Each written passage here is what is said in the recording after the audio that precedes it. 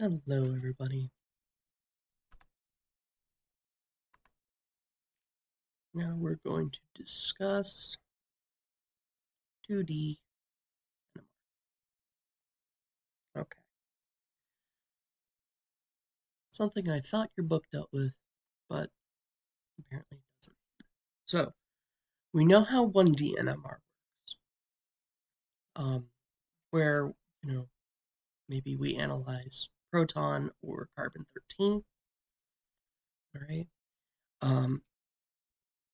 And we excite the nuclei with radio frequency waves, and so on and so forth. Okay. 2D NMR involves either analyzing two different nuclei at the same time or the same nucleus in different ways. Okay, and most 2D NMR is based off of the nuclear Overhauser effect.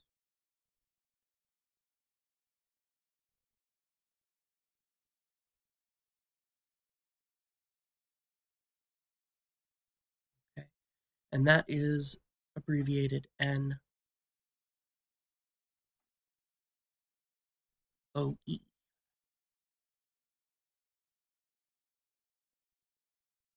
Right? The nuclear Overhauser effect is the interaction of two nuclei that are spin coupled to one.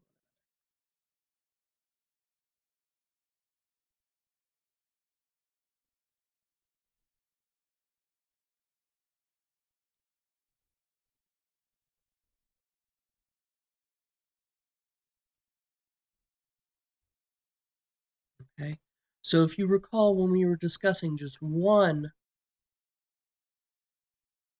nucleus, right? We had a high energy state and a low energy state, where the high energy state was spin opposed to B0, and the low energy state was spin aligned with B0, right? Well, nuclei can couple themselves to one another. And in this case, right, again, if we have B0, right, in this case, we can have a few different energy states. Okay. We can have both nuclei spin aligned with B0, and in the other extreme, we have both nuclei spin opposed. But then in the intermediate spaces, we can have nuclei that are either opposed and not opposed, or not opposed and opposed. Okay? And these nuclei will help each other relax. So they can start out maybe both spin opposed and take this pathway and then this pathway, and that will affect our readings in the NMR. Okay? Because typically, when we're looking at a single nucleus, it only has one pathway, so we get exactly one signal. Here we have 5 different pathways, 5 different pathways that our nuclei can take, okay, to relax. All right. And so as a result, we get a split signal based on how they relax. Okay. The important thing about the nuclear Overhauser effect, though, is that it is proportional to distance. It doesn't travel very far. Okay? It doesn't travel very far at all. It is a very short distance phenomenon because the NOE, my writing is horrible this morning. The NOE is inversely proportional to the distance to the 6th power between nuclei.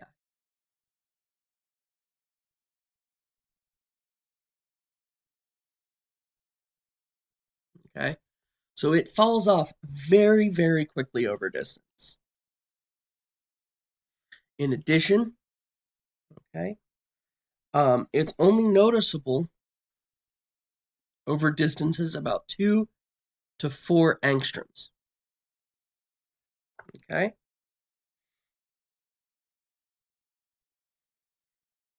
Because beyond that distance, the nuclei cannot help each other relax, all right? NOE effects can either be positive or negative, okay? So in small molecules, all right, so small molecules that have molecular weights about 300, okay, 300 Dalton.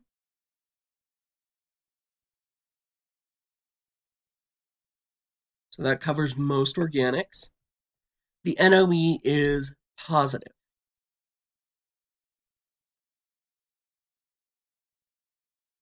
Okay, it enhances our spectra. Okay, in molecules where the molecular weight is greater than 300 Daltons, that NOE is now negative, and it will actually degrade the spectrum. Okay. Normally, we deal with this by decoupling, right? We'll make it so that one nucleus, the nucleus that would be coupled to this, would experience an average of all states, spin states, for the nuclei that it would be coupled to. So we call that decoupled spectra. Okay, we frequently do that with carbon 13. All right. 1D NMR, still very important. 2D NMR can be a very powerful tool for us, though. Okay. All right. So first we'll talk about the COSY. Okay. The COSY spectrum, all right, that stands for correlated spectroscopy.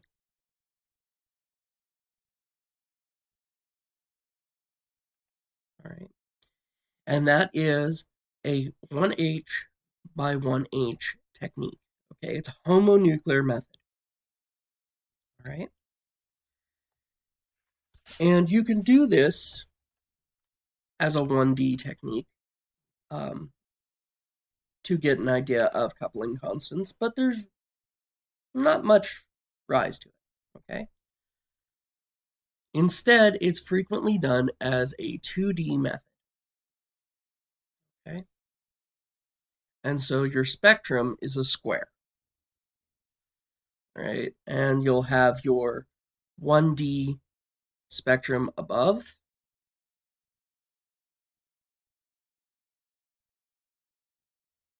And you'll also have it on the side.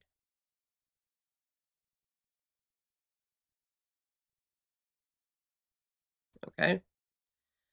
On the diagonal, okay, you have you'll have peaks that correspond exactly to this 1D spectrum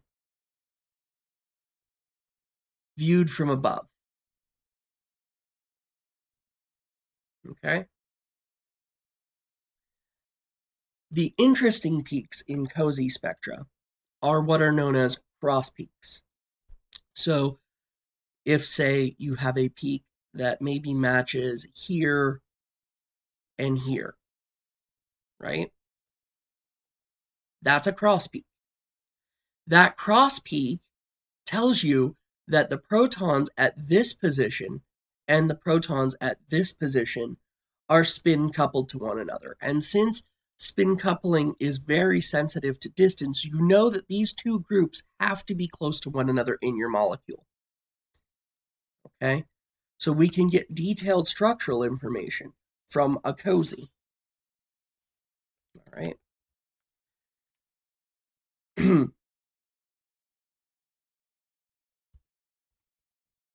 The COSY spectrum is limited, okay, in that you can only view certain spin groups, Okay, only some peaks are present. Okay, in a cozy spectrum, if there's no peak, it doesn't mean that there's no coupling. It just means that coupling constant, that J value, and you'll recall that from organic 1, right? That J value is small.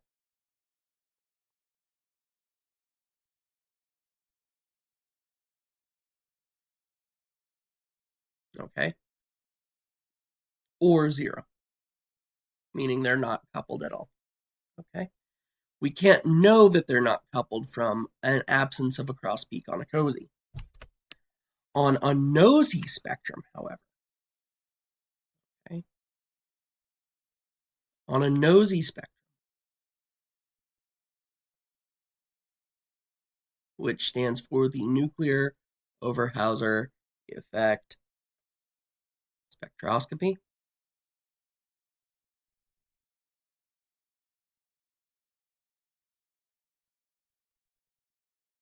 Okay, the nosy spectrum shows us all spin systems.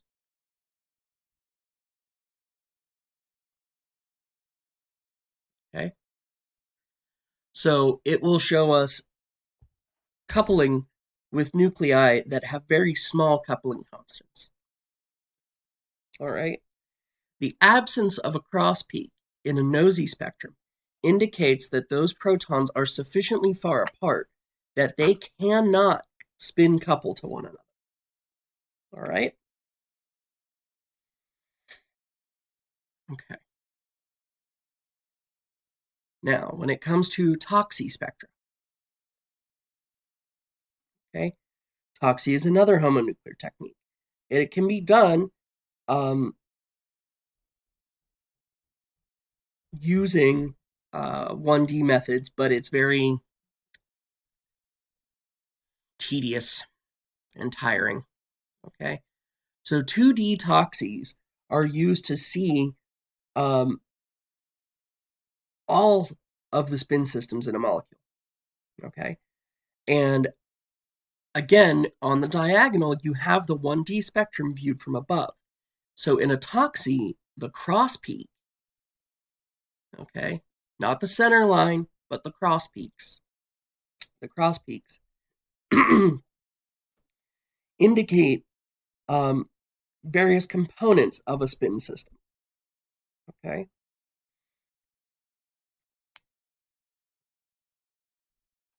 Typically, though, this is more frequently done for larger molecules. Okay, it's not something that we have to do for small molecules because a 1D toxy would be sufficient. All right. Okay. So the heteronuclear techniques, right, where we have a proton nucleus plotted against another nucleus,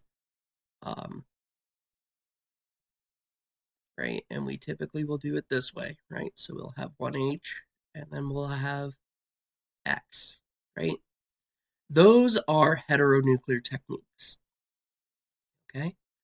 Most common are carbon-13 spectra. Okay.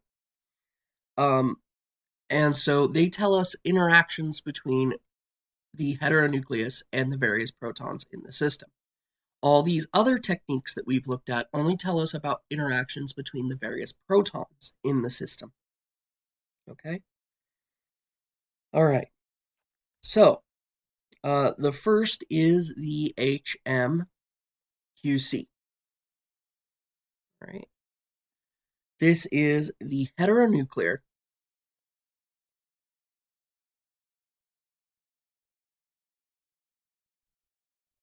multiple quantum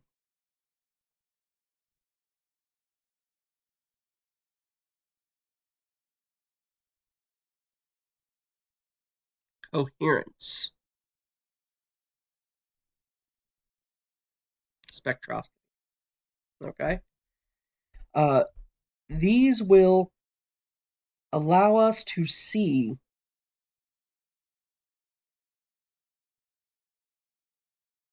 what protons are linked to what carbons. Okay? So a cross peak and I shouldn't say cross because there's no center line. So a peak on this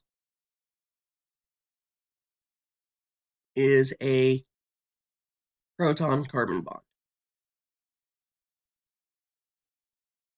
All right?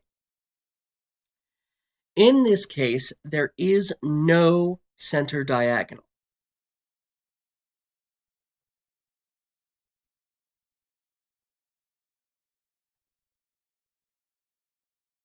Okay? There's no center diagonal. And that's because we're no longer looking at proton correlation to proton correlation. We're not going to have the 1D spectrum going corner to corner. Okay? Instead, we're going to have the relationship between two different nuclei plotted on this spectrum. Okay? All right.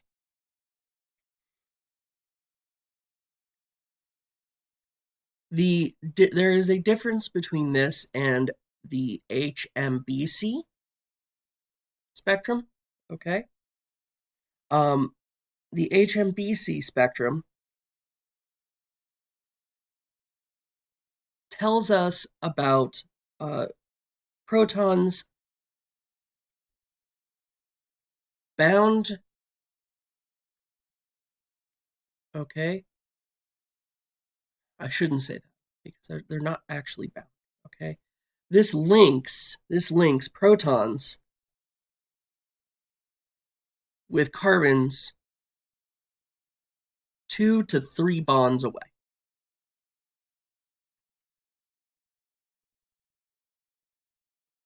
Okay. So say we have a proton here, right?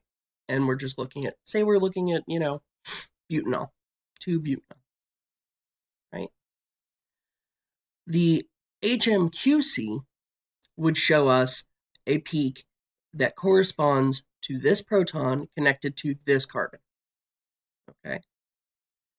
The HMBC would tell us that this proton can also see this carbon and this carbon. But it can't see this carbon. So you know that this carbon and its protons have to be at least 3 bonds away from that proton. Okay?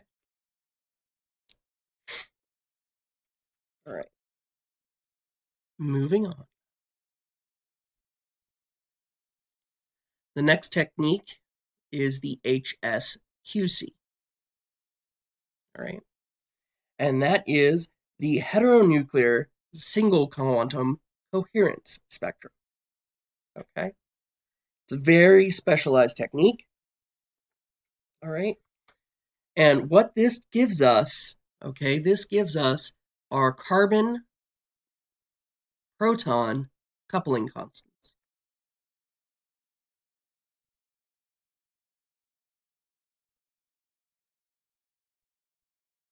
And this, I will admit, you probably are not very familiar with thinking about, okay? Either from a 1D or a 2D perspective, okay? But this will help us, this can help us in molecules with various stereoisomerism to determine different diastereomers from one another, okay?